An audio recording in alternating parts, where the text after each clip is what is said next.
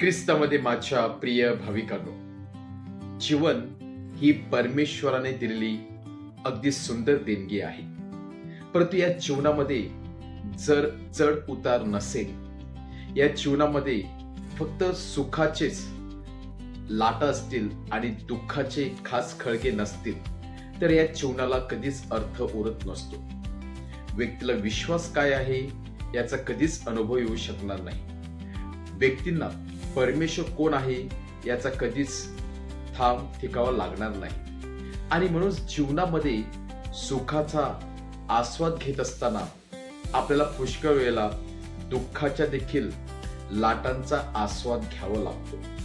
कधी कधी दुःखाच्या या महासागरातून जावं लागतं. परंतु हे दुःखाचं महासागर किंवा हे दुःखाच्या लाटा शेवटपर्यंत टिकणारे नसतात. परत कधी ना कधी त्याचं रूपांतर सुखामध्ये होत असतं. म्हणजे सुख दुःख यांचा लपंडाव नेहमी जीवनामध्ये आपण अनुभवत असतो आणि त्यामुळेच आपलं जीवनाला एक गती प्राप्त होत असते. जीवनामधील आपला विश्वास भक्कम होत असतो. एक मॅच्युरिटी व्यक्तीमध्ये येत असते. जेव्हा प्रभू येशू ख्रिस्ताला आपल्या शिष्यांना निवडायचं होतं किंवा ज्या शिष्यांना लोकांना प्रभू येशूच्या मागे येण्याची इच्छा होती, तेव्हा प्रभू येशू ख्रिस्ताने कधीच त्या शिष्यांना फसवलं नाही किंवा त्याची फसवणूक केली नाही सुंदर चांगल्या गोष्टी दाखवून. तर जे सत्य काय आहे हेच त्याच्या पुढे त्यांनी मांडलं. आणि आजचं शुभवर्तमान सांगत आहे, स्वतः प्रभू येशू ख्रिस्त सांगत आहे की माझा मार्ग आहे हा काट्यांचा मार्ग आहे. नक्कीच तुम्हाला जीवन मिळेल, सुख मिळेल, आनंद मिळेल, नवजीवन देखील मिळेल. परंतु या सुखातून मागे जात असताना तुम्हाला काट्यावरून चालावं लागेल, दुःखाच्या सागरामध्ये उडी मारावं लागेल. आणि म्हणूनच प्रभू येशू ख्रिस्त आपल्या मागे येऊ पाहणाऱ्या शिष्यांना सांगत आहे, जर तुम्हाला खरोखर माझ्या मागे येण्याची इच्छा असेल तर तुमचा वधस्तंभ तुम्हाला घ्यावं लागेल. बाकीची ओझी तुम्ही टाकले तरी चालेल, परंतु वधस्तंभ तुम्हाला सोडता येणार नाही. कारण स्वतः ख्रिस्ताने त्या वधस्तंभावरती आनंदाने स्वतःला अर्पण केलं. स्वतः ख्रिस्ताने त्या आनंदाने वधस्तंभाला मिठी मारली. आणि म्हणूनच प्रभू येशू ख्रिस्त आपल्या शिष्याकडून तीच अपेक्षा करत आहे की जीवनामध्ये येणाऱ्या वधस्तंभापासून पळून न जाता, दुःखापासून लपून न बसता त्याला धैर्याने सामोरं जाणे म्हणजेच ख्रिस्ती जीवन आहे.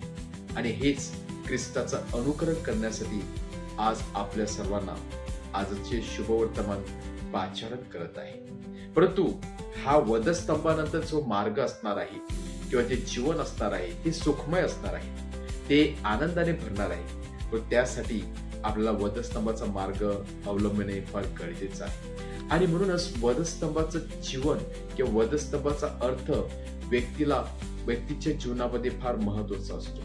वधस्तंभ किंवा क्रूज जेव्हा आपल्या जीवनामध्ये येतात ते केवळ आपल्याला जमीनदोस्त करण्यासाठी नाही, ते आपला पूर्णपणे नष्ट करण्यासाठी नाही, तर आपला विश्वास भक्कम करण्यासाठी, परमेश्वर कोण आहे याचा आपला अधिक जवळून अनुभव देण्यासाठी आणि आपला एक मॅच्युअर पर्सन बनवण्यासाठी हे कधी कधी वधस्तंभ आपल्या जीवनामध्ये येत असतात. आणि जेव्हा आपण सकारात्मक दृष्टीने या वधस्तंभाकडे पाहत असतो, कुठल्याही प्रकारची कुरकुर न करता त्या वधस्तंभावर खेळलेला प्रभू येशू ख्रिस्त याला जेव्हा आपण आपला स्वीकारत असतो, तेव्हा एक वधस्तंभ आपल्यासाठी एक गोड प्रवास बनवत असतो. वधस्तंभाचा मार्ग आपल्यासाठी एकदम सोपा मार्ग बनत असतो. कारण त्या वधस्तंभावरती जो ख्रिस्त असतो तो आपल्यासाठी एक प्रेरणा तरी असतो, आपल्यासाठी एक स्फूर्तीदायक ठरत असतो. आणि ख्रिस्त आपल्याला पूर्णपणे तो वधस्तंभ वाहून देण्यासाठी शक्ती पुरवत असतो, सामर्थ्य पुरवत असतो. आणि म्हणून जेव्हा जेव्हा आपल्याला आपलंच दुःख मोठं आहे असं वाटत असेल किंवा हे वधस्तंभ वाहून देण्यासाठी फार कठीण वाटत असेल, तेव्हा आपण त्या क्रूसावरती टांगलेल्या ख्रिस्ताकडे पाहिलं पाहिजे. आणि तेच एक प्रेरणा आपल्यासाठी मिळू शकते, सामर्थ्य मिळू शकते, शक्ती मिळू शकते.